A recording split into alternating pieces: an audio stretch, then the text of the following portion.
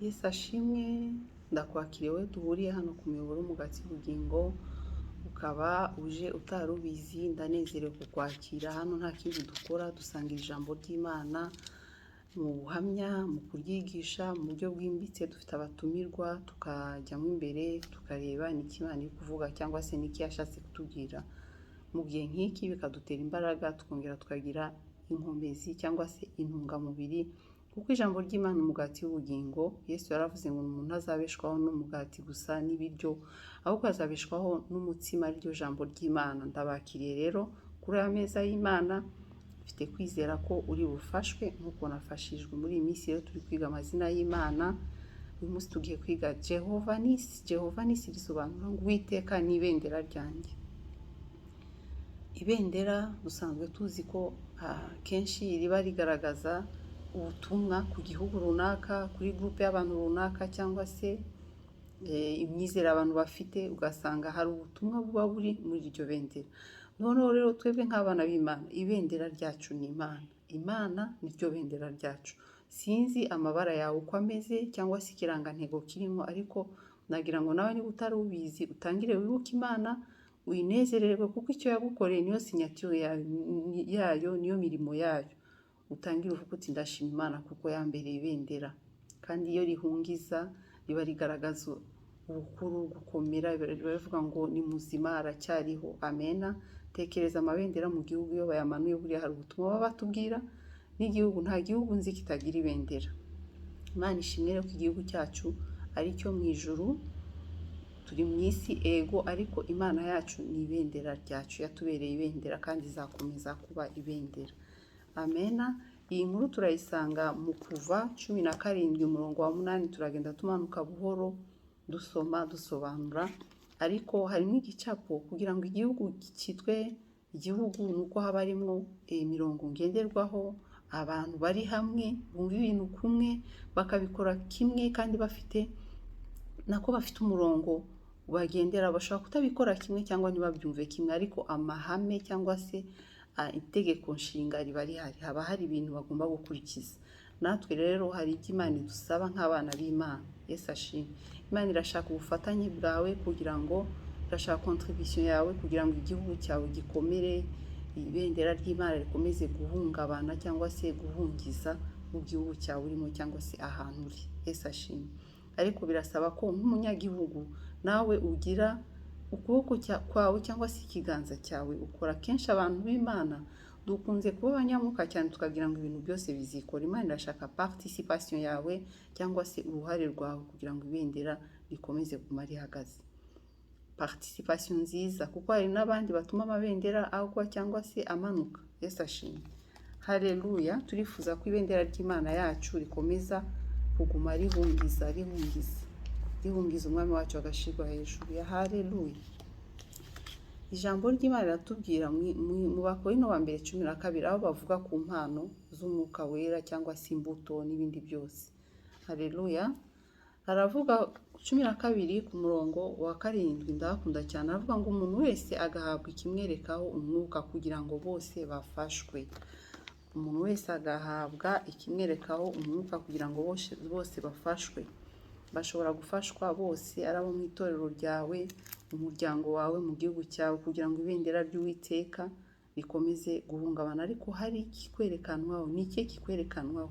Niye contribution yawe ufite ku gihugu cyawe muri ubwo buzima urimo. Igihugu cyawe gishobora kuba nanone ari agahugu kawe, igihugu cyawe, umuryango wawe, abantu mubana. Uwiteka akomeze kuba ibendera ryawe. Umuntu wese akagira ikimwerekanwaho umwuka, ngo bamwe yabahaye kuba ibi, abandi biriya. Reka tujye mu Kuva 17 aho izi nkuru zavuye. Duhere ku murongo wa 8. Haravuga ngo Abameleki barwanya Abisirayeli, Mose arabasabira baranesha. Mose yari umusabyi, ariko Abameleki baje kurwanya Abisirayeli. Mu Isirayeli uyu munsi ni wewe, kuko twebwe dukomoka kuri Isirayeli kubwo kwizera.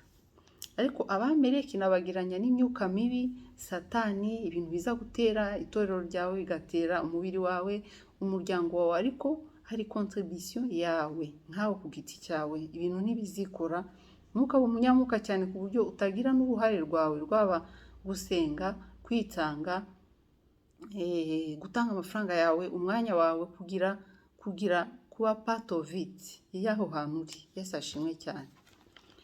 Umurongo wa 8 aravuga ngo maze haza abamaleki barwanyiriza Abisirayeli i Refidimu. Mose abwira Yosuwa ati udutoranirize ingabo mugende murwanye abamaleki, ejo nzahagarara mu mpinga y'umusozi nitwaje inkoni y'Imana.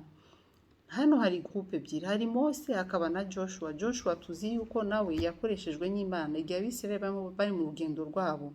Mose abari imbere ngo bari bageze ahantu bita i Refidimu, haza ubwoko bw'abamaleki buza kubarwanya. Ibidutera bene data ntibizahagarara kugeza tugeze mu ijuru. Abamaleki bazajya baza baturwanye aho tuganditse, aho tugeze, peu importe stage ubuzima bwawe ugeze. Ariko niba uri umwana w'Imana, menya yuko aho hantu uri mu muryango wawe bitazahagarara. Yobu yaravuze ngo tukiri mu isi dufashe igihe mu ntambara. Noneho bari bageze i Refidimu. Mose abwira Joshua, Mose ni nk'umurida wawe mu itorero ryawe mu gihugu cyawe ahantu utuye. Abwira Joshua ati genda hitamo ingabo nyinshi mujye kurwana. Hari abantu bajya kuri terrain, hari abantu bazi kumanuka gukora ibintu neza. Mose akakubwira ati manuka ugende.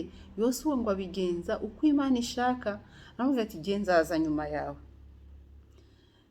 Joshua ntabwo yamubwiye ati Mose nkeneye iyo nkoni yawe banze uyishire imbere, kuko niyo nabonye twambutse inyanja itukura, mbona amazi mu gitararaje n'ibindi bitangaza byakozwe byinshi. Ariko Joshua yarumviye. Kugira ngo ibendera ry'Imana rigaragare mu muryango wa mu gihugu cyawe, birasaba ko ba Joshua bumvira ba Mose, bumvira leaders, bumvira ababayoboye, kugira ngo bagende bakore icyo ngo yakoze uko Mose yamutegetse ngo arwanya abamaleki.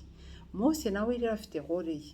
Ibendera rirasaba ubufatanye kugira ngo ribashe guhungabana neza. Amen. Mose na Aroni na Huri barazamuka bagera mu mpinga y'uwo musozi. Bo barazamuka batangira gukora ikintu cya gihanuzi ngo buri muntu wese ahabwa ikimwerekana wa mwuka. Mose yari afite akazi ke na Huri na Aroni.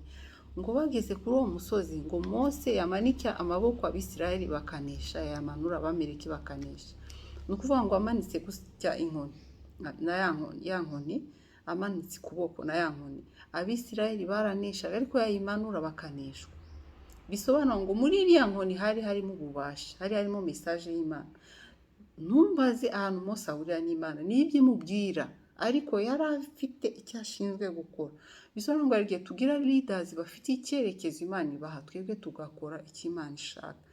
Principe y'ubwami bw'Imana nta urutundi, kuko twahawe agakiza kamwe, ariko ubuntu burarutana. Mwashobora guhabwa ubuntu bwo guterura inkoni, naho ugahabwa ubuntu bwo kujya hehe kurwana. Ngo bamwe bahawe kuba bigisha, abandi baba abahanuzi n'ibindi byose. Mujye mu Bakorinto ba mbere musome ku gice cya 12 murahasangamo impano imbuto zose z'umwuka wera. Haleluya. Uri ni ukuvuga ngo ku murongo ngo maze amaboko ya Mose araruha, yararushe. Nta muntu utaruha burya. Kugira ngo ubutsinzi bwe mu muryango, mu gihugu, mu itorero, hari abantu baba barushe. Mose yararushe, ba Mose bararuha kuko n'abantu. Mose ashobora kuba ari pasiteri wawe, ashobora kuba ari umuyobozi wawe, ashobora kuba ari ahantu ukorera. Ngo bajyana ibuye Huri, ngo bararimutega aryicaraho. Aroni na Huri bamanika amaboko ye, umwe iruhande rumwe undi urundi. Amaboko ye arakomera ageza izuba rirarenga. Aba bagabo babiri Huri na Aroni urabakeneye. niba uri Mose urakeneye gusenga Imana ikwereke n'abantu muzamuka. Ndi kwibaza ko yafashe Aroni agafata Huri atabwiye abandi bantu.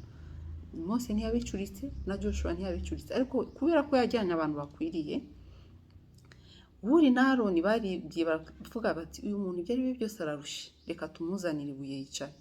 Mose akeneye ibuye. Ibuye ryawe bishobora kuba ari amafaranga yawe, bishobora kuba ari amasengesho umusengera, bishobora kuba ari presence yawe. Mwene data, hari igihe umuntu atazaguha amafaranga uri umuyobozi, ariko akagira umwanya kukumva. Hari igihe umuntu atazakuzanira icyo ushaka wewe, ariko akamenya igikwiriye. Amena. Hari igihe ushaka ikintu ariko umuntu yakureba akabona igikwiriye, amuzanira ibuye. Bamuzaniye ibuye ari babiri, ngo umwe ngo afata iburyo undi ibumoso. Noneho ya maboko arakomera kuko yararuhaga. Mose yamanuka bagatsindwa. Muri uko gukomera bose babibonyemo inyungu. Amen. umuryango wawe ukeneye kubonamo inyungu ariko wabigizemo uruhare. Ntabwo ukwiriye kuvuga ngo Mose arahagije n'inkoni ye, ariko habayeho ibintu bitatu byamfashije: kumvira, kujya inama imwe, amen, ngo babiri cyangwa batatu bari nibansenga bahuje umutima n'inama, nzaba ndi hagati yabo. Imana ikintu cya mbere rero kugira ngo ibendera ryayo ikubere ibendera mu muryango, ireba kumvikana, ireba umutima n'inama, nizo kizi Imana ireba kugira ngo ishobore gusubiza gusenga kwawe. Amena. Ni gute Imana yatubera ibendera mu muryango wacu, mu itorero ryacu, mu gihugu cyacu? Ni ubwumvikane, ngo kandi abantu banjye nibicisha bugufi bagasenga bakihana, nzabumva ngo ntabare iki gihugu cyabo. Amena. Ingoma za kabiri niko avuga ngo amaboko ye arakomerageza nimugoroba. Urashaka ubusinzi buza, fata amaboko ya Mose. Urashaka ubusinzi buza, fata amaboko. Mu gufata amaboko bisobanura imirimo, bisobanura force, bisobanura productivity. Birasaba ko ugenda ugafata amaboko. Gufata amaboko ni ugushigikira. Iyo umuntu akubwiye ngo namuciye amaboko cyangwa se amaboko yaracitse, yatenebutse, ni ikimenyetso cyo kuba nta mbaraga afite, nta gukora, nta kubyara umusaruro. Rero gufata amaboko, Imana ishobora kuba yaraguteretse ahantu kugira ngo ushigikire mu gufata amaboko, mu gutanga amafaranga, mu gutanga umwanya wawe, mu gutanga ibintu, mu gutanga umutima wawe n'ubwenge. Kuko ngo bagize ubwenge bazana ibuye baramwicaza. Amena. Ngo amaboko, ngo Yosuwa atsindira Abamaleki n'abantu babo inkota. Yosuwa ntabwo yatsinze wenyine, yatsinze Abamaleki n'abantu babo, arabatsinda, arabanisha. Mu yandi magambo 14, Uwiteka abwira Mose ati andika ibi mu gitabo bibe urwibutso. Imana yacu irandika. Imana yacu irabizi ko dukeneye amateka nk'abana b'abantu. Ukwiriye kujya wandika ubutsinzi wabonye, ubwire Yosuwa yuko nzakuraho rwose kwibuka kw'Abamaleki bakibagirana mu bo mu isi y'ijuru bose, n'uwo munsi y'ijuru bose. Imana igukijije abanzi bakiza burundu. Umva, Mose yubaka igicaniro akita Yehova Nisi. Aravuga ati Uwiteka yarahiye ko azajya arwanya Abamaleki ibihe byose. Uwiteka yarahiye ko azarwanya Abamaleki. Nabahe Abamaleki uri kubona ariko ukanga gukontribuwa? Ubutumwa buratweretse yuko habaye ubufatanye. Mose akeneye ibuye, akeneye ko abantu bamufata amaboko. Nawe Joshua birasaba kujya gukora imirimo, birasaba guhaguruka ukamanuka ugakora ibyo Imana iri kugusaba, kuko we nturi Mose, nta nubwo uri Huri, nta nubwo uri Aroni. Buri muntu wese ngo agahabwa ikimwerekanwaho umwuka. Nibwo ibendera ry'Uwiteka rizahungabanwa n'umuyaga, rishira Imana yacu hejuru, rivuga ngo ni Jehova Nisi yadukijije Abamaleki. Abamaleki nibiri kurwanya igihugu cyawe, nibiri kurwanya umuryango wawe, nibiri kurwanya urugo rwawe, ariko ukeneye ubufatane n'abandi, kuko icyo uri afite uragikeneye, nawe icyo ufite aragikeneye. Imana yacu ni Imana ya unite, kandi kenshi ikorana n'abantu, igakorera muri wowe. Birasaba rero ko usanga Mose nawe Joshua ugakora icyo Imana iri kugusaba. Imana iduhe umugisha buri wese, ngo kugira ngo bose bafashwe. Amen. Uriteguye gufasha kugira ngo Jehova Nisi igaragare? Ni ukuri twabonye amaboko y'Imana. Hari Abamaleki bazakurwaho kubera ko wakoze mu muryango w'abantu. Hari Abamaleki bazakurwaho kubera ko watabaye mwene so ukamufata amaboko. Imana iduhane umugisha. Reka dusenge. Mana yacu urakoze ko ari uduha ibyo gukora, ugatanga iyerekwa, ugatanga n'imbaraga zo gukora, ugatanga n'ubushobozi n'ihishurirwa n'ubwenge. Itangiro ry'ubwenge no kumenya Uwiteka, kandi kumenya Uwiteka niko kujijuka. Ndasenze Imana ngo dusure, utugendere, utwigishe icyo gukora. Mana, ibiri kudutera ni byinshi, ariko udukize Mana gukora tugonona. Ijambo ryawe riravuga ngo havumwe ukora umurimo w'Imana agonona.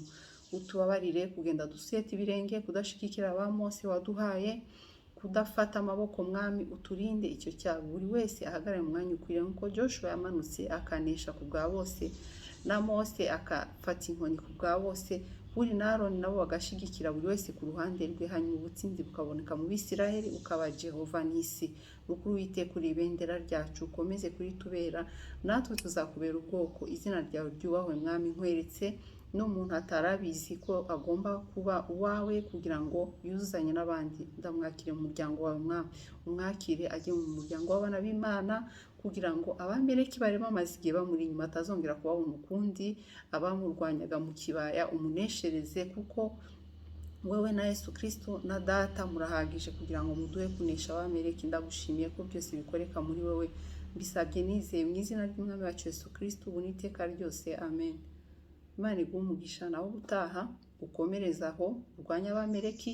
Yesu Kristo arahari na Mwuka Wera na data, kandi abo batatu bashobora kugufasha kunesha Abamaleki, nawe ugahaguruka wuzuye ukajya mu bandi usoza icyo Imana yagushizemo. Imana iguhe umugisha. Ni Jehova Nisi.